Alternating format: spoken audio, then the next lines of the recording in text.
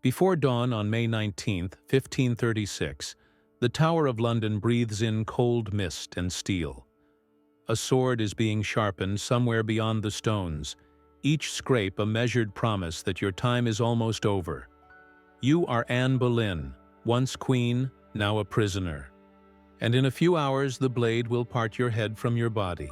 Your ladies move like pale shadows as they dress you in gray and white, colors that suggest both mourning and innocence. Outside, carpenters hammer the scaffold together. Inside, incense from the chapel drifts thinly through the corridor, mixing with fear. This ending did not begin with treason.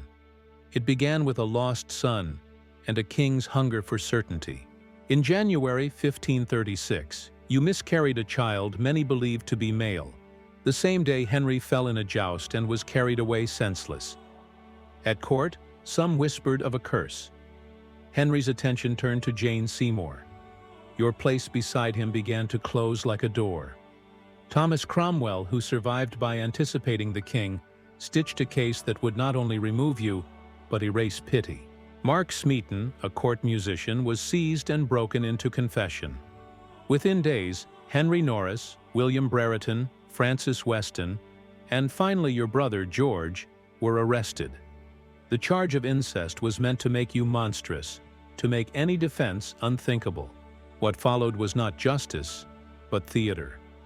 The men were tried first. Smeaton alone kept his confession. The others denied guilt to the last. Your own trial was held within the tower, where the walls themselves could be managed. You had no counsel. A jury of peers, many made by Henry's favor, listened to dates too precise and stories too convenient. Norfolk, your uncle, pronounced the verdict with a face others could not read. Death, by burning or beheading, at the king's pleasure. The nights that followed were a narrow bridge between hope and acceptance. You spoke often of Elizabeth. You prayed. Sometimes you laughed at the absurdity of the lies. Sometimes you wept. You still looked for a crack in Henry's resolve. None came.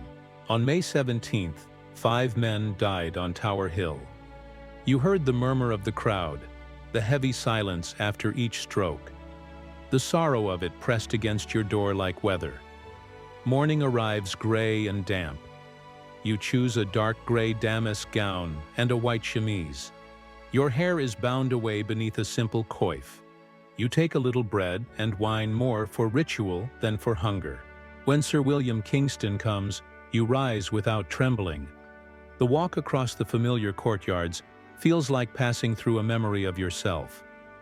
The scaffold is low and close to the watching faces. The French swordsman stands ready, his blade hidden. You speak briefly, a prayer for your soul, a wish that God keep the king. You do not accuse. Perhaps you protect Elizabeth. Perhaps you are simply tired of being translated by enemies. You remove your headdress and jewels and let your ladies bind your eyes. Kneeling, you straighten your back, as if reclaiming, for a breath, the posture of a queen. The swordsman calls for a boy to fetch his tool. You turn your head instinctively. The feint fixes your stillness. The sword falls once. Silence opens like a door, and the crowd seems to step through it into a world where a queen can die and life must continue. Your ladies gather you carefully, white cloth against white skin, and carry you to the chapel of St. Peter ad Vincula, where so many defeated hopes are laid down together. Henry marries Jane Seymour 11 days later. Your initials are scraped from stone. Your portraits vanish. Elizabeth is declared illegitimate. Yet history refuses to forget you.